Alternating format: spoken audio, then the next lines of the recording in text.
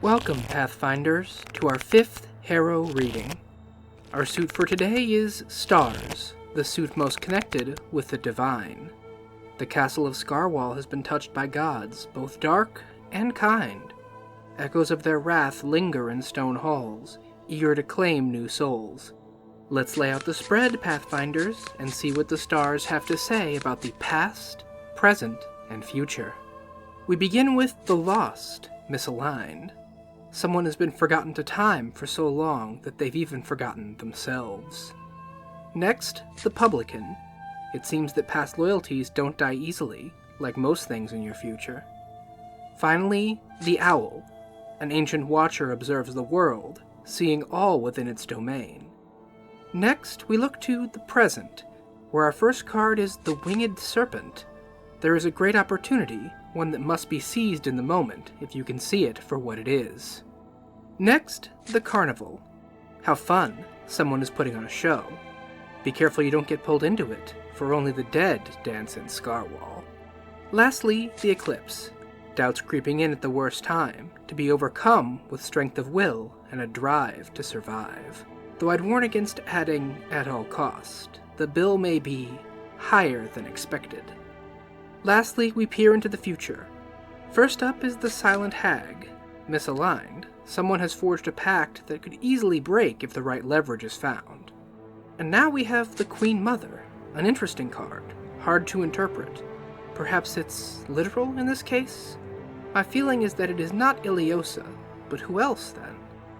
Last, we come to the Midwife. Misaligned, your future has a new arrival in it, who brings pain and ruin. Not uncommon, but not welcome either. And that concludes our reading for today, Pathfinders. The end approaches, only one reading remains. But let's not get ahead of ourselves, for you must first survive the skeletons of Scarwall.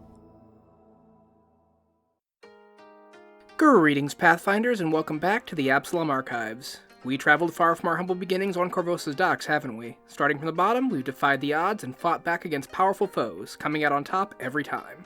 Now there's one more villain in sight, the deadly Queen Ileosa and whatever allies she has left in Castle Korvosa. But there's a little problem. Her Crown of Fangs is a potent artifact, giving her an edge that might be impossible to overcome. But not all is lost. From the Shawanti, the PCs have learned the history of Kazavan's fangs and discovered a name, Sarathtiel. Hidden in Kazavan's old stronghold of Scarwall, Sarathtiel holds the key to Ileosa's downfall. But Scarwall is not a place for the living, not anymore. Kazavan first built the castle to act as his stronghold in Belkzen, a place he could amass power and prestige. His ultimate goal wasn't entirely clear. Did he want to conquer the whole Inner Sea, or just torment as many people as possible? We'll never know, and I'd advise against trying to understand his mind. Kazavan was quite an odd dragon. He vastly preferred his human form disguise to his draconic one, even though it was weaker. True, he could augment it with powerful magic weapons and armor not normally available to large winged lizards, but at least in my opinion, that doesn't fully even out. Of course, weaker is the operative word here. Even in human form, Kazavan was more than a match for almost any opponent. His reason for this form actually seemed to have been based almost entirely in sensation, funny enough.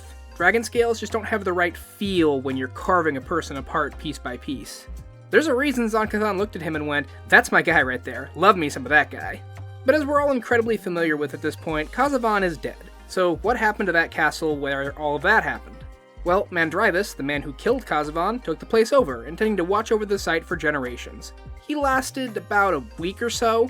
You might remember that Kazavan was actually sent here to take care of orcs raiding in the nearby country of Ustalav, and he did that.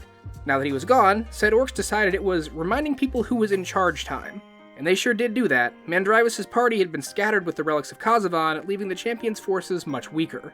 Mandrivus fell, and Scarwall's curse manifested. Scarwall has been mostly abandoned by the living ever since. Very occasionally an orc from a nearby tribe will enter the castle, but they're lucky to last a day inside. The ghosts of both Kazavan's victims and Mandrivus' slaughtered people suffuse the walls, bound there by powerful spirits. This haunting is heightened by the attention the castle has garnered from Zon-Kuthon. A secret Kazavan kept is why he built Scarwall where he did. Zon-Kuthon was not always like that. During the Age of Creation, he was Dobral, a very different god. Much closer to his half-sister Shelyn, both in terms of relationship and divine portfolio, Dobral was one of the many gods who took part in the battle to seal Rovagug inside Golarion. His contribution to the group project was the Star Towers. These gigantic structures were designed with two purposes in mind. The first was a physical representation of the seal of the world around Rovagug, kind of like sewing shut the wound in the world, but partly metaphorical. They didn't, form a physical line around the world at a seam or anything. At least, I don't think they do. Someone may have to look into that. So many have been lost, it would be impossible to tell anyways.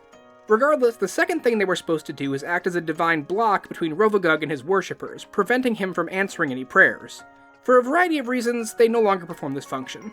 Dobral's transformation into Zon-Cathon corrupted these towers, but it didn't destroy them. It's not like Zon-Cathon wants Rovagug free, he still wants all those things doing their job.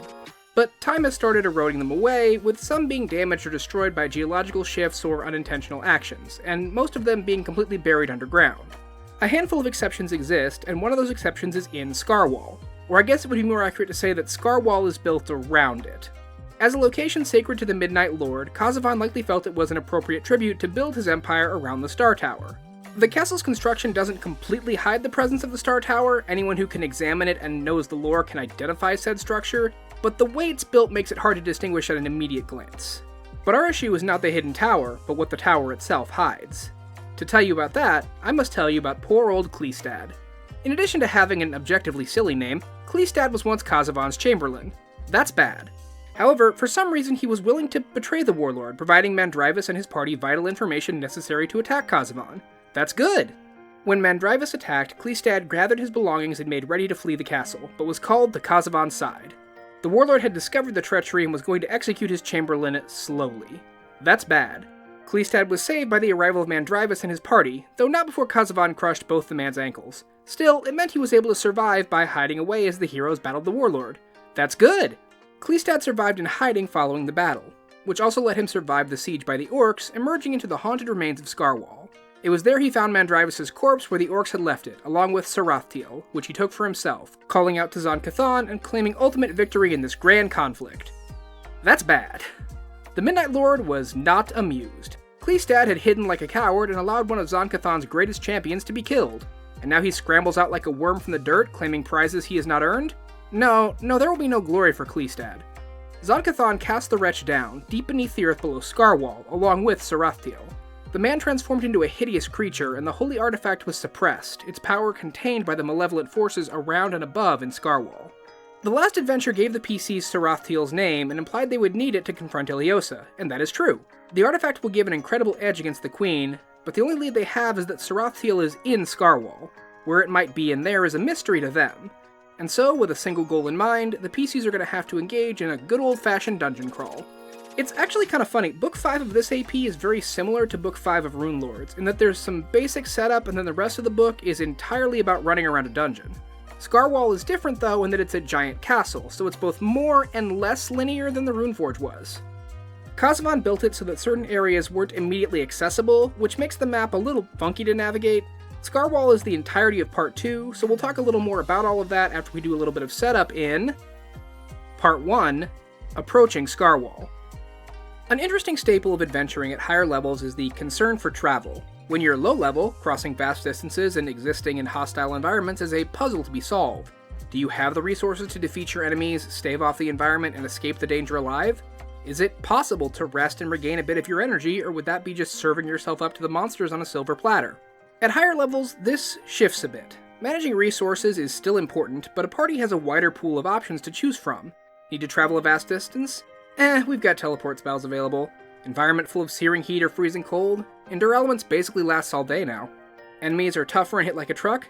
Big deal, so does our fighter. A few potions between fights and we can chain rooms no problem.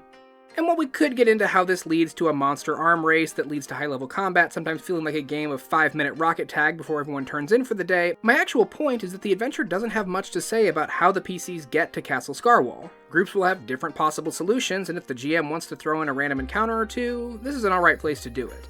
But there's an encounter the PCs do need to have on their way. Back in Book 3, the PCs met the most cheerful Kuthite in the Inner Sea, Lauri Voss. She wasn't around much in the last book, but she's back here in full force. She'll contact the PCs with an amusing use of the sending spell, and ask to meet them in a place of their choosing. She's been scrying on the group for a while now, and can meet them wherever. She also says she'll be bringing a friend along. It's time for the PCs to meet Shadow Count Sial. Now, if the PCs didn't leave Lowry on a good note, or if they killed her for some reason, Scarwall is the one who contacts them instead. He's much more curt and businesslike with the PCs. Scarwall is a more traditional Zon-Kuthon worshipper. He represents the Brotherhood of Bones and is accompanied by a Velstract companion, the muscle to his mind. Though he and Lowry do not get along, they are both committed to helping the PCs stop Ileosa. The goal of the Brotherhood is to secure the relics of Khazavon, so they can prevent anyone from ever resurrecting the dragon. He'll tell the PCs as much once the two groups do finally meet up, though unless the PCs specifically engage him, he'll let Lowry handle the more social interactions.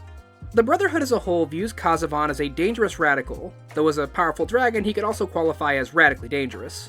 I've made this point before, but I think it bears repeating that the religion where flaying someone alive is considered a basic skill thinks Khazavon is going too far. They do have an interesting point though. The Church, and the nation of Nadal that it rules, do have to interact with the rest of the world. Their practices are horrifying to outsiders, but they maintain an image of control. There are, or must at least be seen to be, limits on what they are willing to do in order to avoid being hunted down and rooted out, like Rovagug or Urgathoa's cultists. So Khazavon going whole hog on the torture and murder and spikes is bad for the Church overall. He didn't care, since it was good for him, but I mean look how that ended. Scarwall and Lowry represent a unique opportunity for the PCs.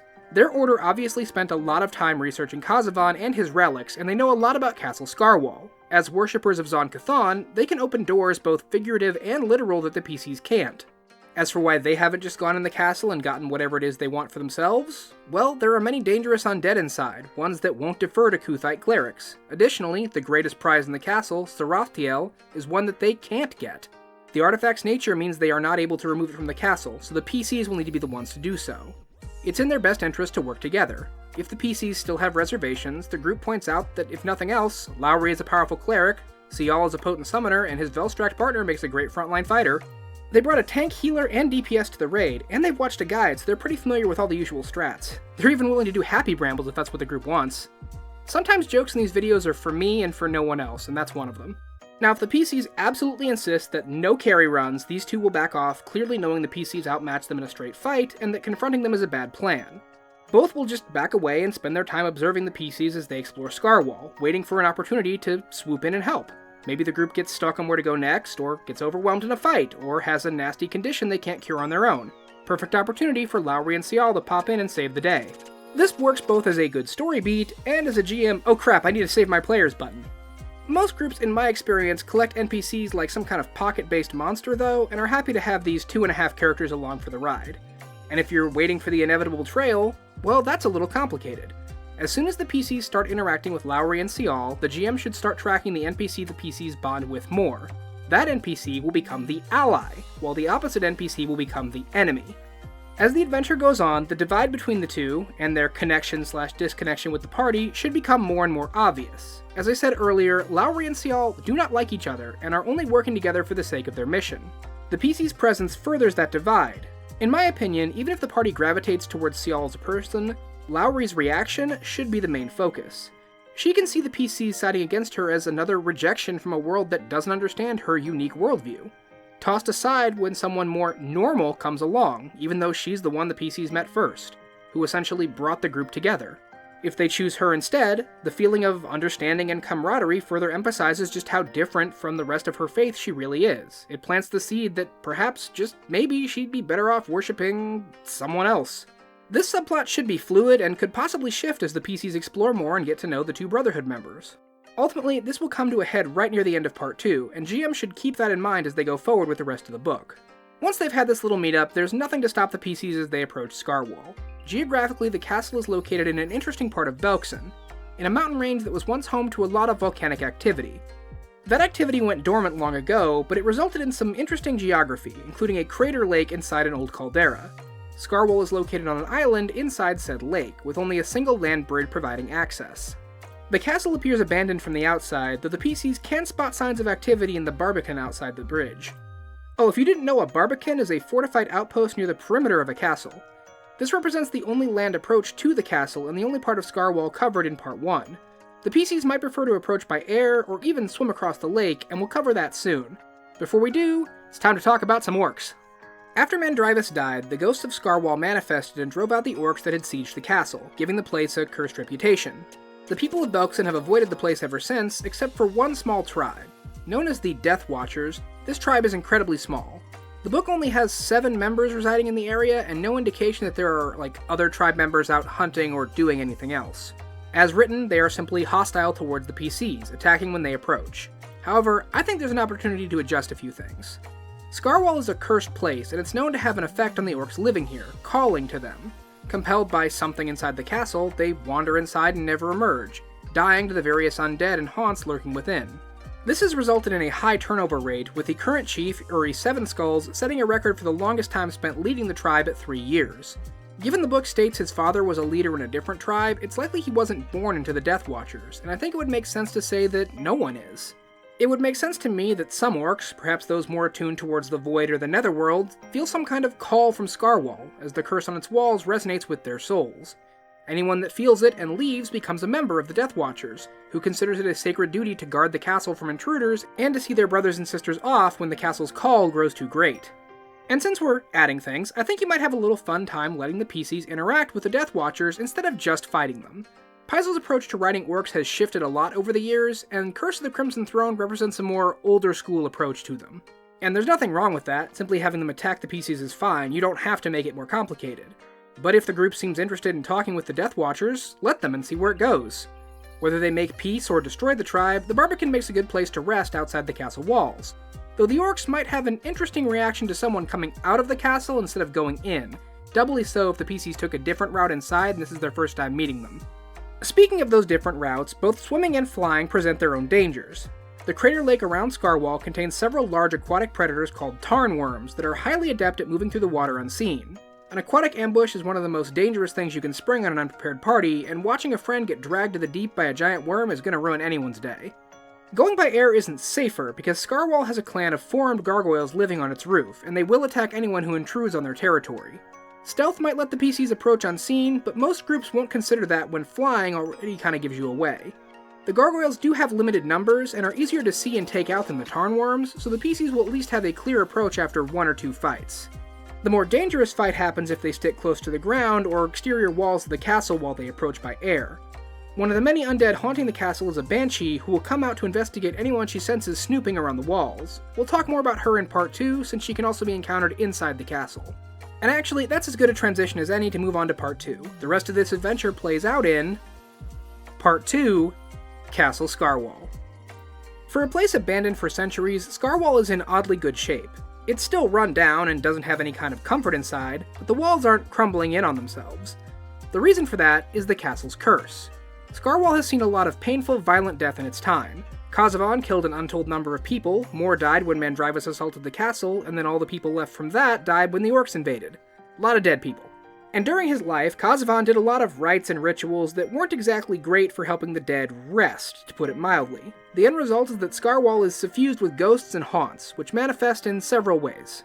The first, and most immediate, is that any spirits or undead with the PCs are immediately assaulted by the castle, which attempts to drag them into its depths. And you might have forgotten this, but the PCs have a ghost with them. Zalera has been haunting her hero deck since Book 1 and assisting the PCs as best she can. As soon as they cross into Scarwall, Zalera is assaulted and dragged from the hero deck, trapped within the walls. The only way to free her is to lift the curse on Scarwall. The PCs can notice the effect before she's fully pulled from the deck and retreat, storing her in a safe place before returning to the castle if they want to keep her safe. Note that extra dimensional spaces do not count for this. They are connected enough to the universe for the castle to reach through. Any PC with a class feature that touches on the undead or spirits will find some of their abilities hampered while inside. And should anyone die, well, it's not guaranteed the castle claims them, but it's a distinct possibility. Spells that contact the dead, or allow spirits to exit the body, are a no-go here, as they simply open up the PCs to the torment of the damned and the suffering. This also prevents dimensional travel within the castle, though the PCs can get to the exterior with it no problem. The curse also bolsters any undead within the castle, and fills the living with a sense of dread and foreboding. Living creatures cannot properly rest here, and sleep is plagued by nightmares and horrors that impede proper rest and recuperation. In short, the entire area is turned against the PCs right from the start.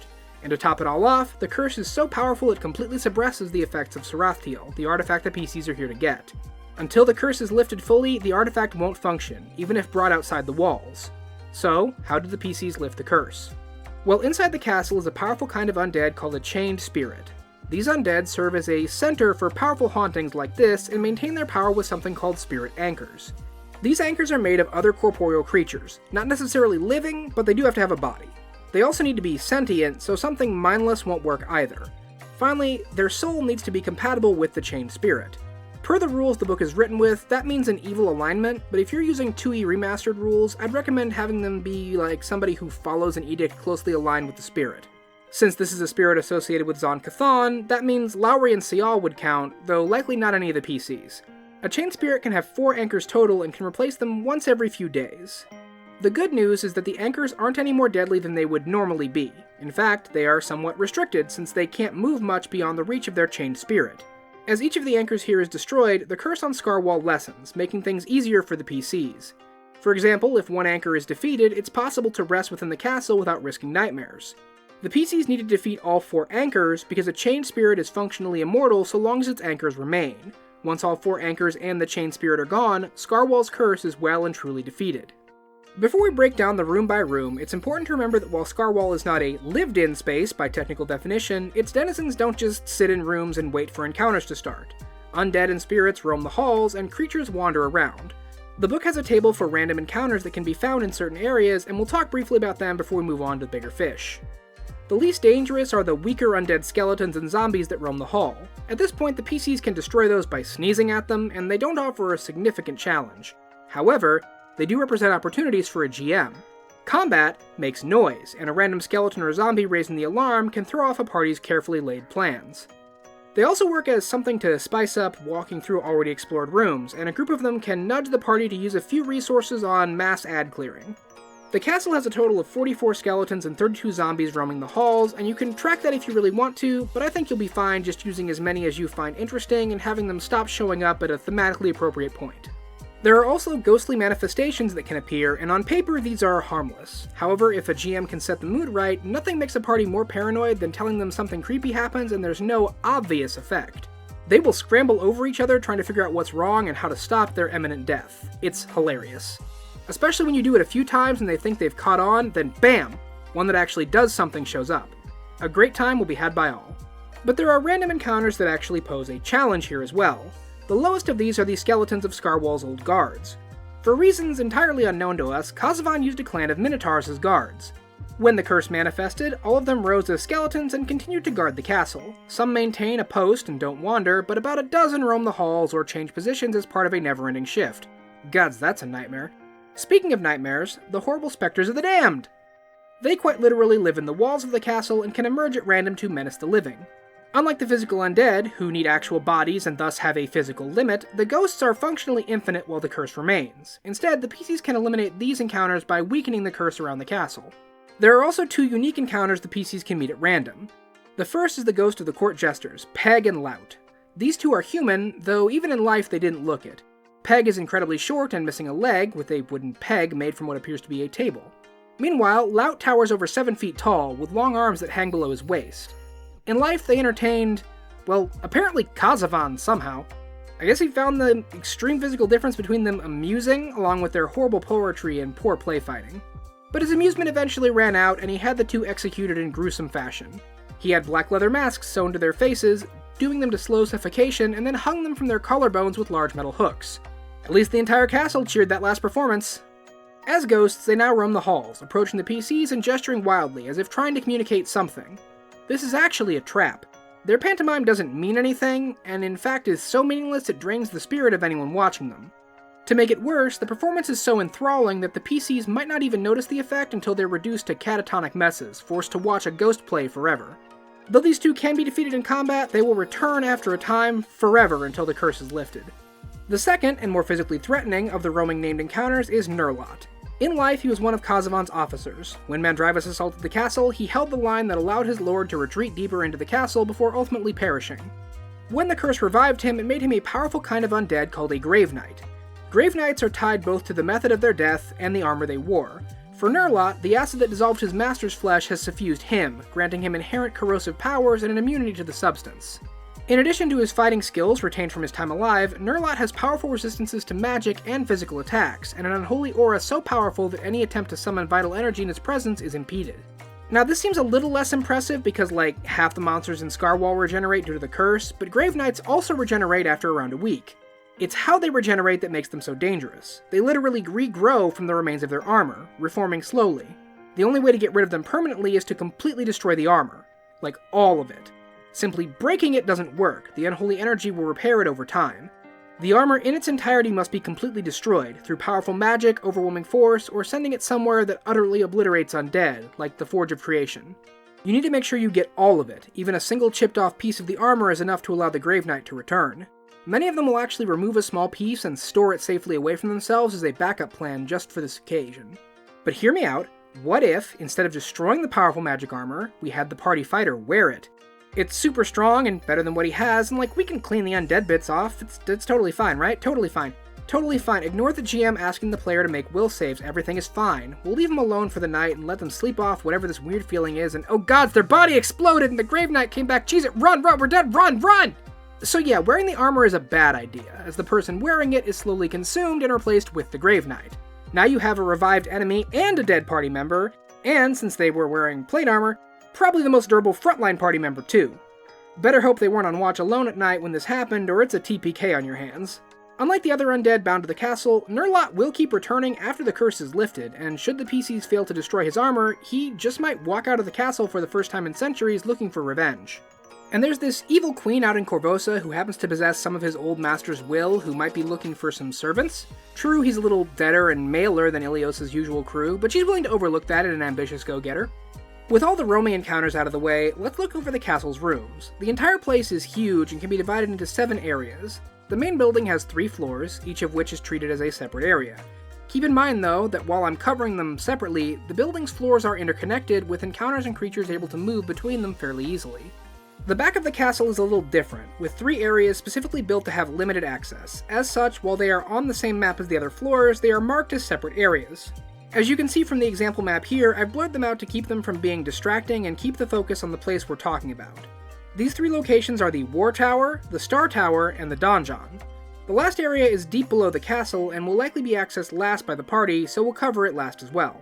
Alright, I've run out of extra tangents, it's time to get on with the actual talking about the giant castle full of so many, there are so many rooms in this castle, you guys, oh my god. First floor, main wing.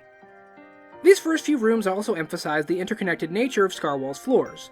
The initial level here is a gatehouse with lowered portcullis. The approach is watched from above by Scarwall guards, and as the PCs approach, their first encounter presents itself. Once about halfway across the bridge, the guards upstairs will open the portcullis and allow a party of 12 regular skeletons and a commander named Lashton to come out to meet the PCs. Violently, swords first. Lashton is not a particularly difficult fight, but he's a strong opening shot by Scarwall at the PCs and can help show just how bolstered the undead of the place are by its ever-present curse. Also, GMs that want to hurry the PCs inside should remember that the guards on the upper level have arrow slits to shoot through with their crossbows. Moving past the entrance, this room was where the fighting was thickest during the orcs' assault on the castle. This has made it the perfect lair for a creature called an... oh gods, a corpse orgy, that's lovely. Not actually an undead, this thing is a weird aberrant kind of ooze that absorbs bodies. Kill it with fire, please and thank you. Moving on, we have a significant room that is underscored by the mundanity of its purpose. It's just a hallway, full of scattered remains of the dead, except for one strangely whole skeleton in the corner. This is the final resting place of Mandrivus, the hero who killed Kazavan. No great tomb or even proper burial, simply left where he fell to rot. Scarwall's malevolent energies have warped and twisted his noble spirit. This first manifests as a haunt, shrieking spirits spiraling upwards to the ceiling with a maddening screech. After that subsides, the smoky wraith that Mandrivus has become manifests. He screams that the PCs shall not have Sarathtiel and focuses his attack on a specific kind of PC if they're around. Champions of righteous deities like Iomedae remind him too much of what he's lost, and anyone using a sword gets extra attention too. Bastard swords specifically get the most attention, which should clue the PCs into something I've been pointlessly keeping secret this entire time. I will continue to do this because it amuses me. Mandrivus fights until destroyed and does not reform once killed, though the haunt remains until the curse is lifted. The next room with anything of note is here, where there is a dead orc and a note from said dead orc. It reads, "Beware of Ukwar," and is written in their own blood, which explains the lack of greater context about who or what Ukwar is and why they should beware of it. Due to the castle's curse, if the PCs want to interrogate the body with magic, they'll need to take it outside of Scarwall, and their information isn't exactly the most useful. However, their weapon is located in this room, and it's notably made of obsidian. That's a surprise that will help us later. Now this room here has a weird little secret interaction you can find. As discussed in part 1, the PCs don't have to approach the castle from the front and could very easily enter from a different direction and make their way down to here before going to the entrance. If they do, they'll be able to significantly reduce the threat of the door guards. In this room is a locket containing the picture of a beautiful woman and an inscription addressed to Lashton.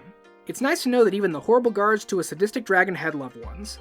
If the PCs have the locket when they meet him, he'll sense it somehow and demand its return. When they give it back, his body dissolves away into dust, meaning they don't have to fight him. Though I'm not sure if his spirit actually moves on at this point or just gets sucked into the spiritual wall slurry. But given I don't have a lot of sympathy for someone that willingly worked for Kazavan, I also don't care.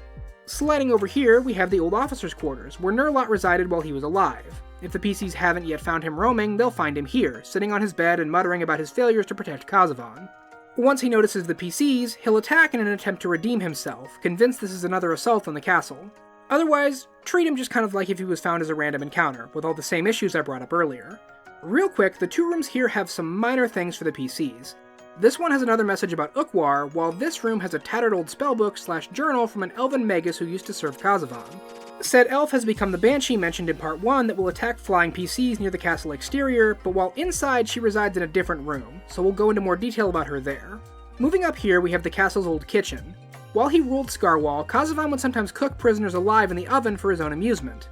When Mandrivus took over the castle, he executed the sadistic cooks in the same fashion, which actually proved to be a mistake. The spirits of those dead cooks manifested first as a haunt, spewing fire from the ovens into the room. After that, their bodies materialized as burning undead called cinder ghouls. These bodies are only partially solid, bits and pieces made from swirling ash and smoke. Defeating them destroys the undead, but the haunt remains until the curse is lifted. Zipping on over here, we have one of the most interesting denizens of Scarwall. The room here is trapped in a way that will release 3 very odd little undead called Polongs. Originally developed in Tiansha, these creatures are created inside bottles from the souls of the dead and bound to a master. When the bottles are opened, they can emerge as howling, blood-soaked spirits. Their master is in this room, and she's actually a visitor to Castle Scarwall. Yes, even horribly haunted castles sometimes have house guests. Malatrothi is a night hag, and she's currently engaged in entrepreneurial activities. Scarwall has a surplus of unmoved product, and she's just the go-getter to capitalize on those currently unrealized gains. Really push this market into some upward mobility. Or downward as the case may be, because she trades in souls with lower planes, usually Abaddon. She and the chained spirit of Scarwall have made several beneficial trades already, and she's quite happy with the state of things. While she's here, it's given her this old alchemy lab to use as a room, and there's only 1 or 2 more souls that she wants to pick up before heading off again, though she'll be back in a few centuries after the current crop is ripened. The Polong bottles are hers, and when she hears them go off, she'll rightly assume it's because of the bane of all unholy businesswomen, adventurers. Time to gaslight, gatekeep, and girl boss her way out of this situation. First up, gaslight. When the PCs approach, she takes the form of a halfling woman, hysterical with fear. She'll claim an evil witch lives here, which is true technically, and that an evil dragon kidnapped her from her home and traded her to that witch for power. Not true, but it does contain a truth. She'll tell the PCs that the witch has been gone for hours and may return soon, but if they hurry, they can go upstairs to where she stores her crystal ball and break it, weakening her power. That one's a straight-up lie. She'll lead the PCs to the chained spirit's lair and use them as a bargaining chip to try and gain the soul of one of his anchors. Should the PCs see through her disguise, she'll cackle and congratulate them on their perception and switch to gatekeep, trying to steer the PCs' path through the castle to meet her own ends. She knows how the chained spirit works and who 3 of the 4 anchors are, though she only knows how to get to one of them. She suspects where the 4th is, but doesn't know for sure. She can be a great source of information for the PCs and is even willing to trade with them if they are so inclined. Just remember that what she trades in is souls that she sells to literal soul eaters, so there's some ethical concerns to be raised. The problems start if the PCs slip in that they plan to cleanse Scarwall entirely. Malatrothi doesn't want that at all. This place is brimming with souls to catch that would just all be released if the chained spirit here is destroyed. She doesn't want to get rid of it, just exploit its spirit anchor powers to create unique and useful souls. It's like a garden. You come in and harvest once or twice a century and then let nature heal. Destroying the chained spirit would salt the earth so that nothing would ever grow here again, metaphorically speaking. And that makes the PCs metaphorical eco-terrorists, and she knows just what to do with those. Time to girl boss herself some dead people. Malatrothi is a canny and experienced businesswoman and got that way by being cautious. Girl bossing sometimes means discretion is the better part of valor, and she has no problem betraying the PCs at an opportune time, or leaving them to warn the chained spirit that there's some meddlers afoot in his castle. That actually doesn't end up well for her, as she tries to leverage this into a better deal and winds up pissing off her main supplier, who decides to cut out the middlewoman in the situation. If the PCs have already destroyed a soul anchor, Malatrophy might suffer the ironic fate of being turned into one herself, though this takes a while and the PCs are likely to interrupt the process with their usual shenanigans. GM should remember to keep the hag cautious, as her kind's usual trick of entering the ethereal plane to escape won't work in Scarwall, and she knows that, so she'll need to escape on foot like a normal person if she wants to flee properly. Now the big courtyard here is kind of important because it provides access to much of the rest of the castle. The stairs in the back lead to the donjon entrance, while the door to the left leads the PCs into the guest wing, which is basically first floor part 2. To the right, the PCs can eventually gain access to the war tower, which isn't accessible from the first floor. The only part of the castle it doesn't connect to at all is the Star Tower.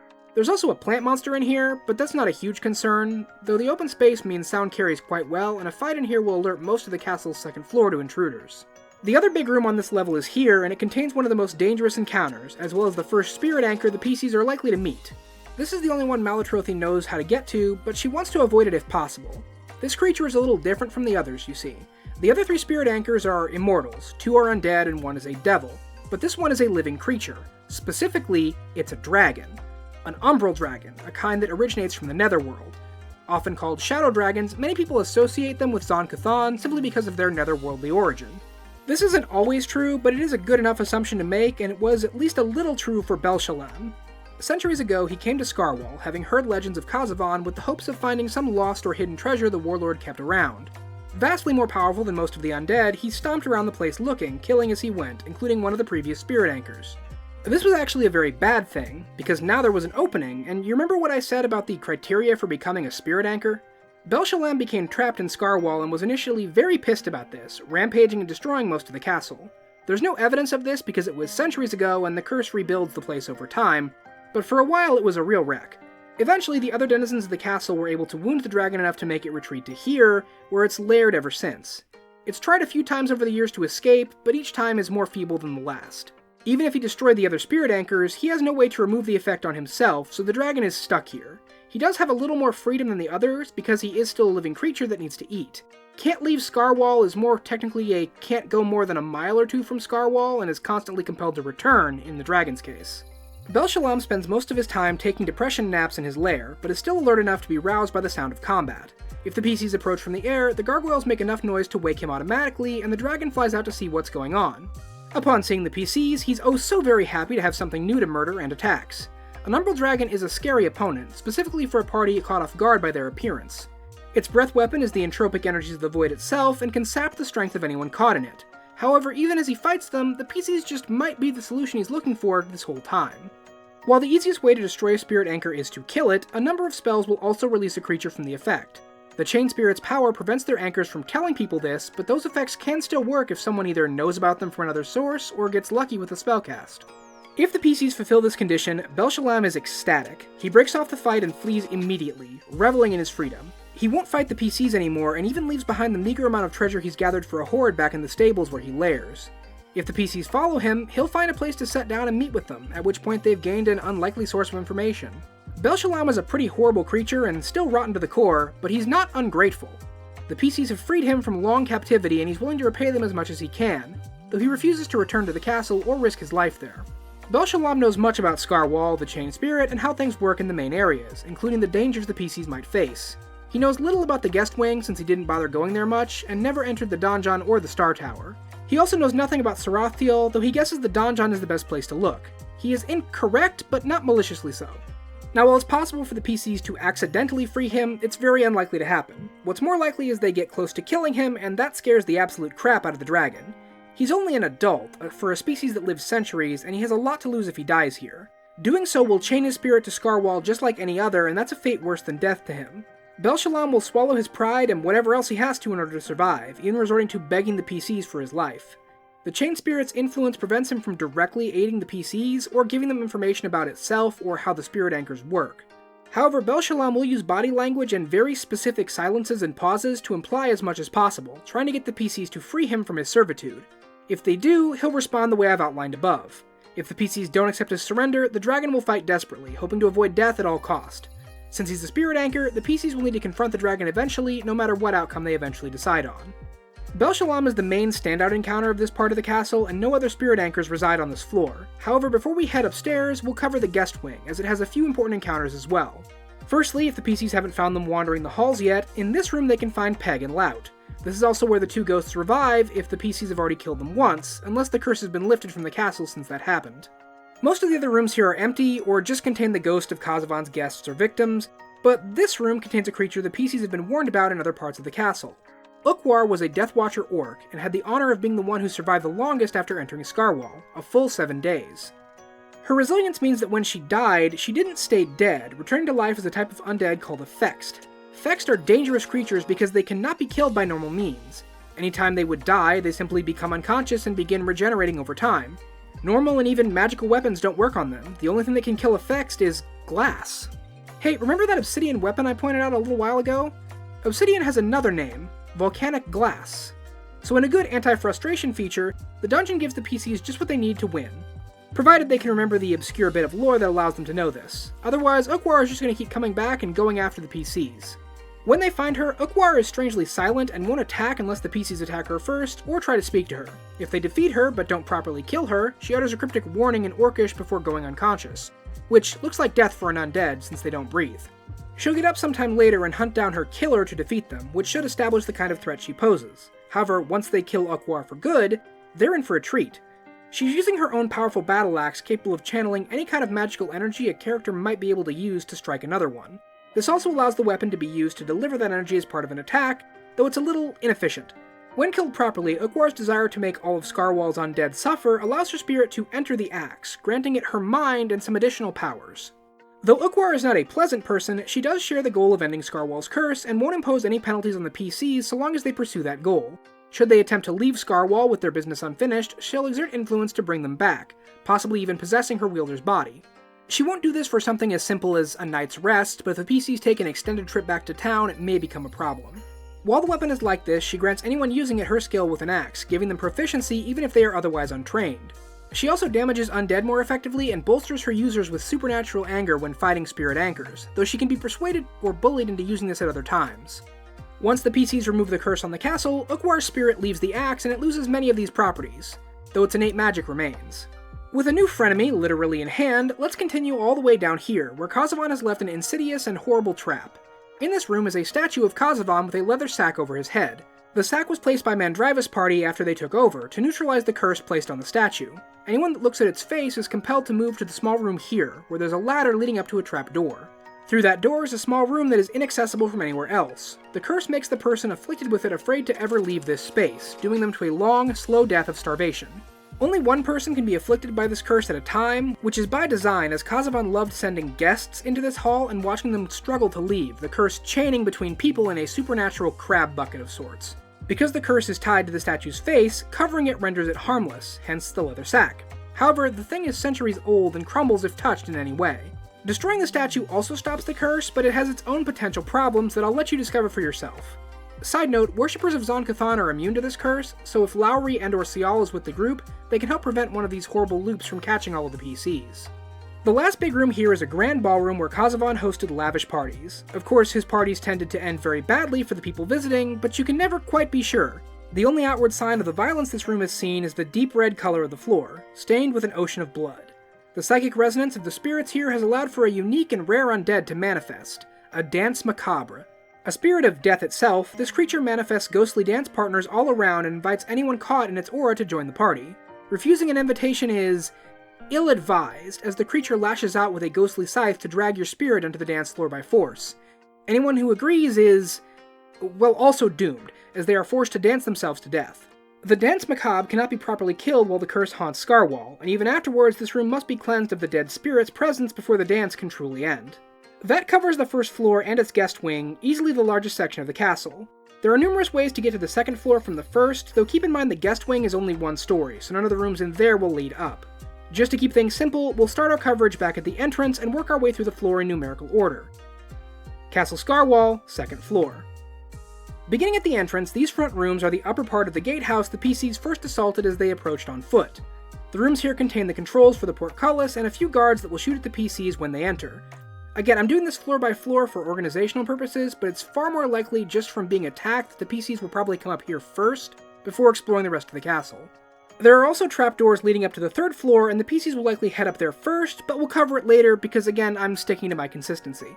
A few rooms up here are full of haunts and ghosts, as well as the hallway here which contains, of all things, an evil horse. Specifically an extra-planar evil horse called the Nightmare, that served as Malatrothi's steed. It's had quite a nice time prancing around up here, stomping ghosts as they manifest, but it really misses that squishy feel of meat under its hooves. If the PCs are accompanied by Malatrothi, she'll get the creature to avoid them, especially because the monster isn't actually that threatening to the PCs and she wants to keep it alive. Otherwise, it'll attack. Now over here is a creature well suited to Scarwall, a fae that feeds on fear and despair, a boogeyman named Glimkaris. Originally from Ustalav, he heard tales of Scarwall and made the journey here to see what it was all about. At first, he quite enjoyed marinating his soul in the castle's aura of fear and horror, but found himself frustrated when he tried to leave. The curse, as it did for so many others, trapped him here. After a while, he's deluded himself into thinking that it's actually his decision to stay here, and actually he's happy and it's totally fine that he can't leave. The curse on the castle keeps his fear aura topped off, so he spends his time hunting any orcs that wander in here and bringing them back to his room for torture. He's eager to do the same to the PCs when they arrive, using his array of spells to control and manipulate them. He's durable in the long term, but not that powerful in a straight-up fight, so he'll retreat and plant ambushes if the PCs put him on the back foot.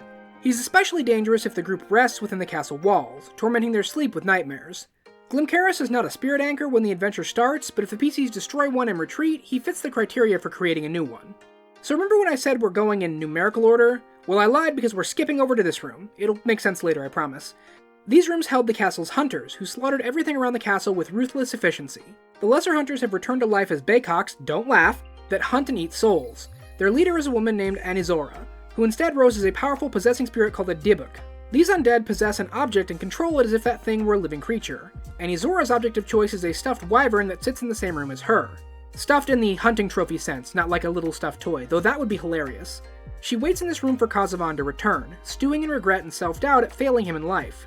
As a result, she's actually a lot weaker than the average Dibuk. So now we're going to head back to this big middle room as the last thing on this floor, because it's the nexus of basically everything going on in Scarwall. This was once Kazavan's Great Hall and seat of his power. Mandrivis and his party first fought the warlord here, and the dragon retreated to the donjon when he was nearly exposed. Many of Kazavan's minions died here, and one of them was his castellan, Mithradar. When Scarwall's curse manifested, Mithradar rose as the new lord of this place, a chained spirit that ensnared every soul within the walls. His current situation is a strange combination of blessing and curse. Mithradar is incredibly powerful, and as long as one spirit anchor remains, completely immortal.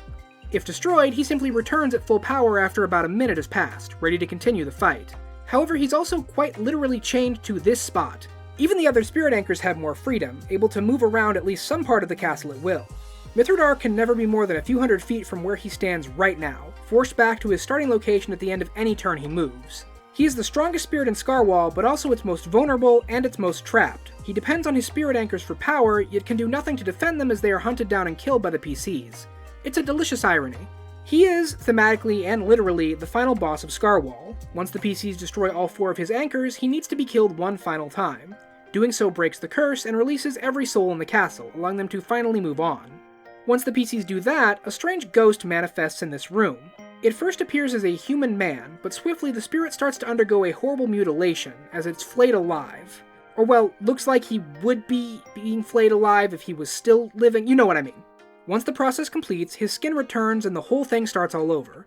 This doesn't prevent the ghost from speaking, but it is creepy as all hell. This is the ghost of Count Andachi, the man who first sent Kazavan into Belkzen to begin with. He'd prayed for salvation from Zon-Kathan, and in my opinion, he got exactly what he should have expected from the Midnight Lord.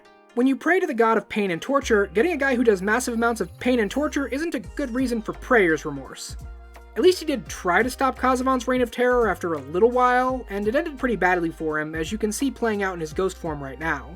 With Scarwall's curse gone, he thanks the PCs for their work and gives them a reason to keep exploring. See, we still need to cover what the other 4 spirit anchors are, but spoiler, none of them are near Sarathiel's resting place.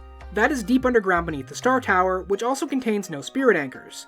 And Daichi tells the PCs as much, bidding them to go down and slay one of the final minions of Zon-Kathan and claim their final prize once they kill their final boss. But that assumes the PCs have gotten all the spirit anchors, and we still have another floor, the War Tower, and the donjon to look through, so let's get to those now. Castle Scarwall, 3rd floor.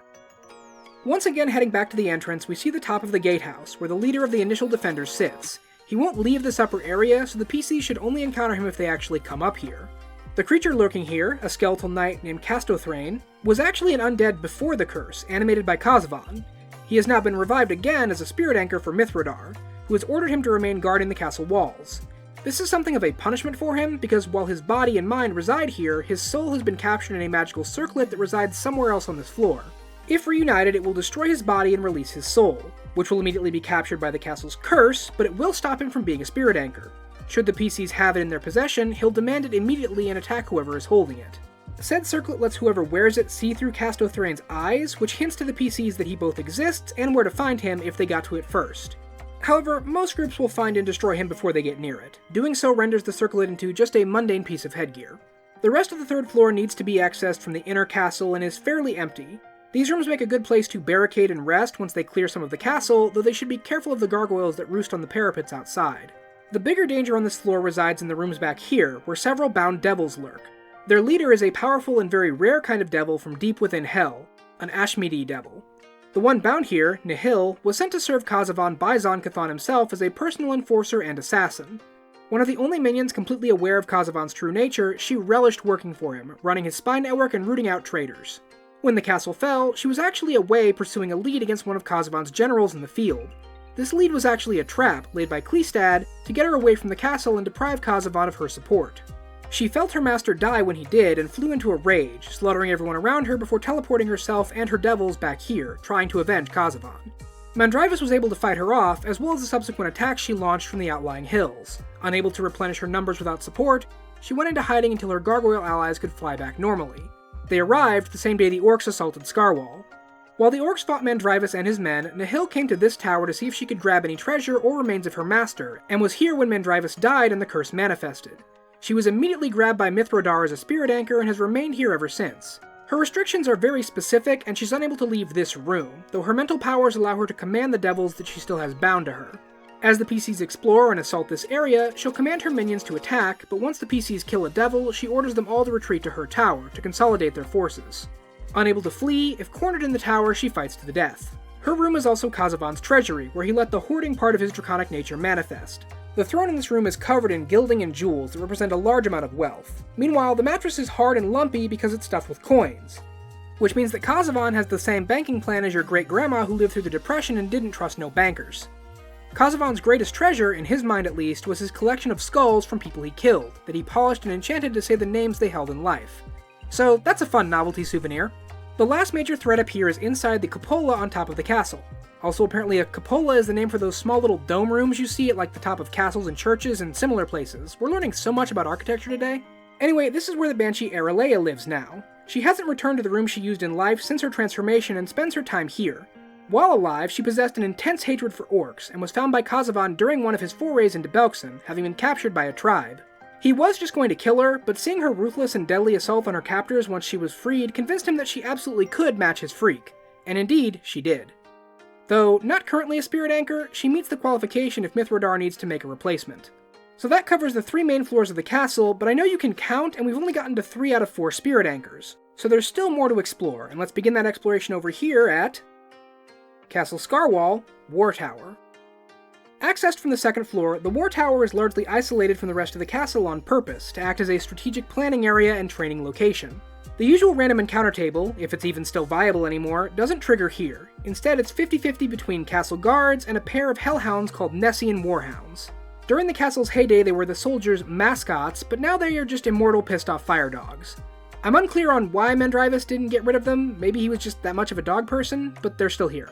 Heading down to the 1st floor of the War Tower, the PCs can encounter someone who is, in her own way, responsible for Scarwall's curse manifesting it all. Rizabeth was Kazavan's large-scale troop commander and was out in the field during the attack by Mandrivus. For legitimate reasons, not in a lureaway trap like Nihil. Wanting to avenge her master, she approached the nearby orc tribes in a desperate gamble to defeat the castle's invaders. They did do that, but they also discovered her secret. She wasn't a living woman like she presented herself to be, she was a Sayona. You probably don't know what that is, I didn't either. They're kind of like vampires, except not really. They do take blood from the living, but they absorb it with their body instead of drinking it, and they don't actually need it to survive. Rather, Sayonas use blood to maintain their image of youth, life, and beauty. Rizabeth hoped to turn the orcs against Mandrivus and then flee to start anew, but underestimated their cunning and perception. One of the clerics with the tribe discovered her nature and used his magic to compel her to return with them, which is how she ended up trapped by the curse, same as everyone else. Over the centuries, she's grown accustomed to this fate, believing that Scarwall will simply be cursed forevermore. The PC's attempt to undo it, to defeat the chain spirit locked in the castle, is pointless, but amusing to say the least. Because her location is so isolated, it's been ages since she's had fresh blood, and will trade a few little sippity-whippities from the liquid simians in exchange for information. She knows basically whatever you feel the PCs need to know at this point, since by the time they get here, they've likely explored most of the rest of the castle. She's a great source of information about the donjon and the weird way that getting in there works, if the PCs are struggling with that. She says she's fine with just a sip and letting the PCs move on, but Rizabeth isn't as content with her situation as she lets on. A taste of blood reinvigorates her and she craves more, stalking the PCs with her magic and attempting to dominate one of them to come back to her lair and be her source of blood until further notice. She's not a spirit anchor, but her attitude actually makes her a pretty ideal replacement for one, since she's happy to keep vibing here indefinitely. Moving up the tower instead, the only room with anything significant in it is the war room, which is unfortunate because that means we can't fight in there. If we could though, the PCs would encounter the zombified remnants of Kazavon's old general, Gorstav. Gorstav is not a spirit anchor, but he actually used to be. When Belshalam initially explored the castle, they killed Gorstav and destroyed their connection as a spirit anchor, which allowed the dragon to get captured in the first place. The curse returned Gorstav to life as a lesser zombie, and he's spent time since mostly just sitting around waiting for things to happen. Given everyone else in and around the castle, very few intruders make it to the war tower before being killed and absorbed into the castle, so he's been very bored. The only other thing of note about the war tower is the top is open to the sky, and if the PCs fly in, it's one of their possible entrances. This will attract the gargoyles and the banshee, but if the PCs clear out the tower first, they actually have a pretty well-fortified position to fall back to and rest in, once they get all the stuff that lives in here cleared out. But now it's time to move on to the last large area, Castle Scarwall, the donjon. The donjon was built directly into the Star Tower, and from most perspectives, they are the same location. Normally, a castle donjon is built as a fortified fallback, a castle within the castle for siege purposes. This one wasn't, though. I mean, it works for that, but the real purpose was to be a sacrificial temple to Zon Cathan. Only a select few were allowed inside, and Kazavon had the people who built it executed when they finished. Though he probably would have done that anyway just because it was Tuesday and Absalom was in retrograde, he liked to kill people for silly reasons. Overseeing this place was a powerful lich named Zev Ravenka, who is the only person in the castle who actually did match Kazavon's cruelty and sadism. When Mandrivus and his allies attacked, Zev received a premonition of their assault and prepared the chapel as a fallback for his lord, casting a powerful forbidden spell to keep the meddling heroes out. He had every confidence that his master would defeat these meddling interlopers. Imagine his surprise when they won. Figuring that they would try to clear the donjon next, Zev ordered his acolytes to sacrifice themselves and be raised as undead, to better withstand the assault. However, we have back-to-back L's on his part, as Mandrivus and his allies instead set up the exact same kind of forbidden spell around the donjon, key to keep Zev and the undead allies in. That was unexpected. Before we could figure out how to deal with that, Mandrivus died and the curse manifested, and Zev was right at the center of where it came from. The resulting blast destroyed his body and turned him from a regular lich into a demi-lich. Normally, a demi-lich is formed when a regular lich lets their body linger in torpor while their spirit wanders, but Rev was a more forced downgrade. Still, he has no way to get out of the donjon, and so sits inside undisturbed, making for the perfect final spirit anchor. Getting to him starts with getting into the donjon, which is actually strangely easy for the PCs. See, the Forbidden's effects each go one way, Zev's keeping people out, and Mandrivus keeping undead in. Each is designed to allow certain people to pass through, and if someone meeting those conditions enters, the effect goes dormant for about half a minute, and worshippers of Zon Cathan, like the Brotherhood of Bones, are the exact key to Zev's lock. Conversely, it's pretty likely someone in the PC's party meets the criteria to be allowed back out. Per the book, it's anyone who is of a lawful good alignment, but if using remastered rules, worshipping a holy god or following edicts close to Mandrivus's should suffice. Without their Kuthite allies, the PCs getting in is a little trickier, but still doable. Once they get inside, they have to go through this room, which once acted as a place of spiritual cleansing for priests entering or leaving the building. No one has observed this ritual in centuries, but the Guardian meant to enforce it is still bound here, a water elemental that rises from the pool and attacks. Moving into the main donjon, the PCs can run across the specters of the old priesthood that lived here, who aren't much of a threat to them at this point. But the main floor has two bigger threats, the first being a zombie giant who served as the donjon's manual laborer/servant during his life. After the curse raised him, he returned to his post to wait for more orders, which never came because no one could get in or out to bring new sacrifices. As the PCs approach, the giant will attack, which alerts the other denizens of this floor. Prelate Aruth sacrificed himself same as the other priests, but his faith was stronger and he was rewarded for it with a more powerful form, that of a mummy lord. Interesting that the guy just, flash mummified himself, didn't know that was a thing that could happen. He guards the small private chapel here. This room is magically cloaked in darkness, making the 10-foot tall statue of Zon Cathan all the more menacing. Arwith simply stands in the back of the room and attacks the PCs when they enter, which makes him dangerous but not particularly interesting. The main reason to come into this room is that it provides interior access to the Star Tower via a secret door behind the statue, though it's very well hidden. Moving down the stairs to the lower level, we have a huge main chapel to Zon-Cathon. The light in here is dim, and any source of light that isn't magically powerful is snuffed out by the oppressive aura. All that remains of Zev is his skull, which sits quietly on an altar in the room. Unless the PCs specifically disturb him, he won't awaken. They can explore the rest of the room freely without fear. Additionally, this gives them a good opportunity to take him out as a spirit anchor without having to actually fight the spellcaster. Having likely encountered and defeated or freed 3 of the other anchors prior to this, the PCs should know what kind of spells can disrupt one. Zev is just sitting there, vulnerable and easy to hit with whatever spell the PCs have that will work. They could also just attack, as it takes the creature an entire round to rouse itself from torpor, and at this level, that's an eternity. Of course, as a demi-lich, he'll revive after a few days, but since he's likely the last anchor the PCs need, they'll have plenty of time to remove Scarwall's curse and gather the resources to deal with him. The rest of the donjon has some treasure the PCs can find by looting, but nothing else of note, which leads us to the last major area of the castle, Castle Scarwall, the Star Tower. When examined up close, it's clear the Star Tower was built differently. The material is strange, it's got a different style, and is a lot older. The tower predates Kazavan coming by a span of time so great it's easier to say that it's been here forever. There are 2 main ways of getting inside. The first is to enter through the roof, which doesn't initially seem possible. The top of the tower is smooth except for a symbol of Zon-Cathon carved onto the southeastern wall. If touched by a cleric of Zon-Cathon, it activates a magic effect that creates a temporary door, allowing access. However, this effect is blocked by the dimensional anchor of Scarwall's curse, so the PCs need to dispel that before they can get inside. Since this is the last place they'll likely explore, that's not too big an ask. It also helps prevent them from stumbling here right at the start of the adventure. The second entrance is the secret donjon door mentioned in the last section, which enters the tower here. This level of the tower was once the quarters of a prophet of the Midnight Lord called a curate, who served the tower as its caretaker. Ageless as long as they serve in the role, the previous one took care of his physical needs with magic until Kazavan arrived. The curate didn't stop because Kazavan took care of him, he stopped because Kazavan found the curate annoying and ate him. You just can't get good immortality these days, I tell you. The Star Tower is kinda small, but acts as a culmination of the exploration of Scarwall, and the end of the PC's arc with their NPC companion. You see, Zon-Cathon wants there to be a new curate in this tower, and has sent a powerful minion to recruit one. Named Ildervok, this creature is a nightshade, a type of undead that forms near the boundaries of the Netherworld and the Void.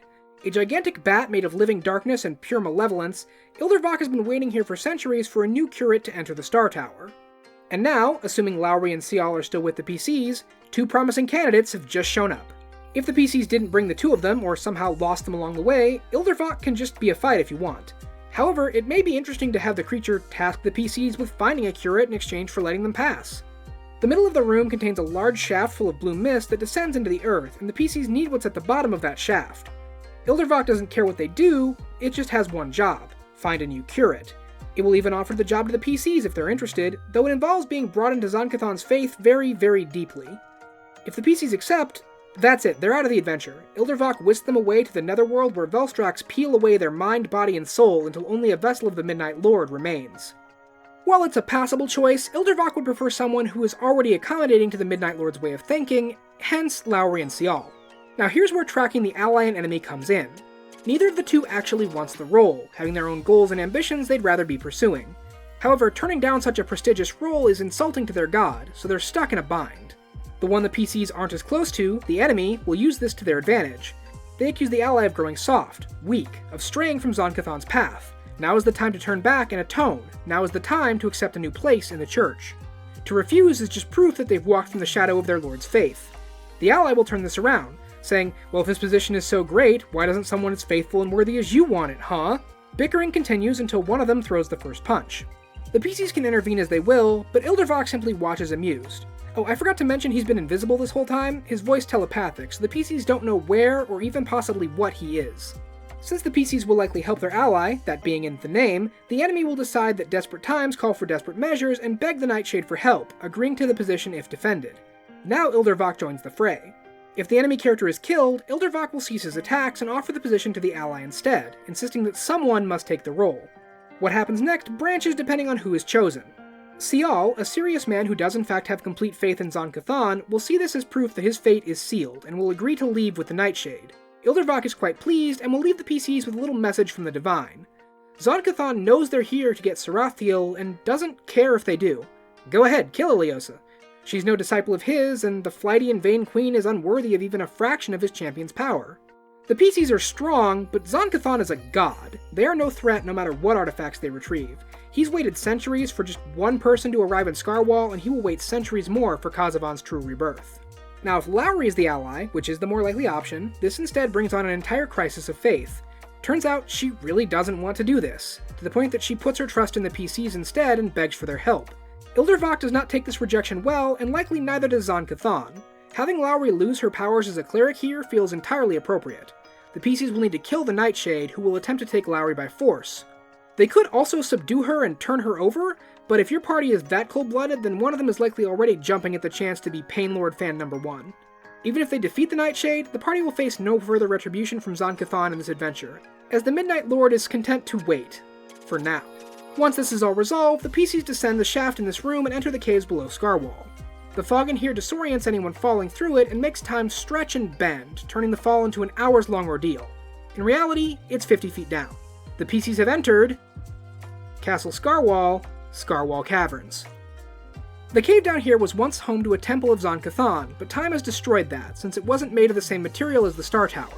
The caves here actually extend farther out into the Darklands, but what is down there is beyond the scope of this adventure. Dwelling down here in a tiny village is a small community of creatures called Gugs that live in the Darklands, and when I say small, I mean there are like 4 of them. These 4 actually worship Rovagug and have come to view the creature that lives in the nearby lake as one of the rough beast's spawn. They are categorically wrong about that, as the creature here wouldn't pass for a mite on a spawn's skin, but that hasn't mattered to anyone involved so far. The Gugs throw treasure at it as a sacrifice, and the creature accepts. They'll attack the PCs instantly, alerting the lake creature to their presence and bringing us face to face with the last remnants of Khazavon's rule, Kleestad. Zon-Kuthon cursed the traitorous worm with a form to match, making him into a Pharmakos. This creature is created by gods as a curse on their former worshippers. Technically, it grants them a good bit of power. Kleestad in life wouldn't have been a match for the PCs at all, but his hulking worm form represents a real threat now. However, the trade-off is not worth it. The Pharmakos has no need to eat, drink, or sleep, meaning it can get no pleasure from earthly comforts or delights. It's also cursed with never-ending, agonizing pain, every second of every minute of every hour of every day, for eternity. It will not age and cannot die, nor can it take its own life. Only another creature can strike it down, and with a durable and deadly form, even that is difficult. Even the power is a curse in the end. Kleestad has suffered in this lake for centuries and now sees himself as a twisted guardian to the treasure residing on a rock in the center of that lake, glowing softly as the PCs enter the cavern, and glowing brighter by the second. Sticking up from the center of the lake is a gleaming steel bastard sword, the blade somehow wrapped in cloth covered in holy script. This is Sarathiel, the holy sword of Mandrivis. You probably already guessed that it was a sword, but I enjoyed keeping that a secret anyway, just for fun. The blade was, supposedly, forged for Mandrivis' great-grandfather by Iomedae herself, and passed down the line to him. Its power was able to wound Khazavon easily where other blades would turn aside, and its holy light specifically harms the minions of Zon-Kuthon when it strikes them. Even holding the sword pains them, which is part of why the Brotherhood needed the PCs to help retrieve it. They would have died getting the blade out of here. Sarathiel is a sentient magical item, and its personality is awakening now that the PCs have purged Scarwall of its curse. If they somehow haven't done that yet, the blade's magic is suppressed even if removed from the castle, and the PCs will have to finish cleansing the curse to use it. Eager to get back out into the world and start mixing it up again, the blade is happy to be used by a PC who opposes anyone infected by Khazavon's foul influence. Normally it would prefer a righteous and upstanding champion, but it's willing to work with anyone so long as there isn't too much friction. If the PC who insists on using it is just a horrible match, it will do everything it can to convince them to let it go to a more compatible user. However, it won't resort to taking over their mind, even though it can do that. Of more immediate mechanical concern, you may not have a PC that wants to use a bastard sword, or who simply can't use one. Sarathiel reverts to that form when unattended and would prefer to remain in it, as that's the form it was forged with, but it can change to fit a user's preferred bladed weapon, so long as it's at least sword adjacent. Sarathiel is a holy weapon with a capital H and has many other properties. It's even more powerful and effective against Zon-Kuthon's worshippers, hitting more often and dealing more damage. It can also cut through their supernatural defenses with ease. Additionally, it can cast a small amount of healing spells in emergencies, protect its wielder from incapacitation and death magic, and it glows with a soft light that you can turn on and off with a thought. The sword is very powerful and speaks to the caliber of enemy the PCs will soon face that they need a weapon of this strength. Note that since Khazavon's influence has been directing Ileosa, she and her minions also count as Zon-Kuthon worshippers for the sword's effects. The playing field is now level and ready for the final confrontation next time in Curse of the Crimson Throne, Crown of Fangs. Well, that sure was a lot, huh, Pathfinders? Perhaps too much. Scarwall is a massive dungeon full of traps, random encounters, and deadly foes. For some groups, that's fantastic. They love the old-school 10-foot pull-out approach to these games and can relish the thought of a haunted castle full of undead and cool loot. If they get really into mapping the place and securing resources and all that, fantastic, have fun. However, a lot of the adventure prior to this had more of a city and politics vibe to it, and the long slog of a dungeon crawl can slow that down significantly. The book accounts for this and gives a few tips for running a faster version of Scarwall if you want to do that. In my opinion, there is a good amount you can cut from the adventure. The War Tower has little of interest and feels a little bit too cut off for what it does. The third floor makes sense to exist, being a castle, but also feels like it's just a little bit too much. I'd maybe have it be crumbled away or clearly empty when the PCs arrive. You can move the encounter there to the largely empty guest wing instead. The biggest way to speed things up is to cut down on the spirit anchors. The encounters themselves you can leave if you want, just make them extra monsters that live in the castle rather than crucial mini-boss pieces. Let the PCs kill the chain spirit immediately and dispel the curse that way. You can even split the difference and have 1 to 2 spirit anchors still around, adjusting the extra effects on the castle to match. Adjust the Star Tower to just be accessible from the donjon and have Sarathil be in there, without the cavern. The big thing to keep in mind is that the PCs need to get the sword, and should start the next adventure at level 15. So long as you achieve those 2 goals, you can adjust the rest of Scarwall as you need. Now that that's all said and done, the skeletons of Scarwall are finally put to rest and the PCs are ready to make their way home to Korvosa. Ileosa has been preparing her final, most deadly plot in the time the PCs have been gone, and it's time to finally put a stop to the evil queen and crack the Crown of Fangs in 2. Thank you very much for watching, Pathfinders. I know this one was a little different since it's such a big dungeon crawl. What was your favorite encounter in Scarwall? Did you like the variety of different undead available for the PCs to fight? Are you ready to finally be done when we confront Ileosa next time? Let me know in the comments below, check out the socials and the Patreon, like and subscribe of course, and until next time, explore, report, and cooperate.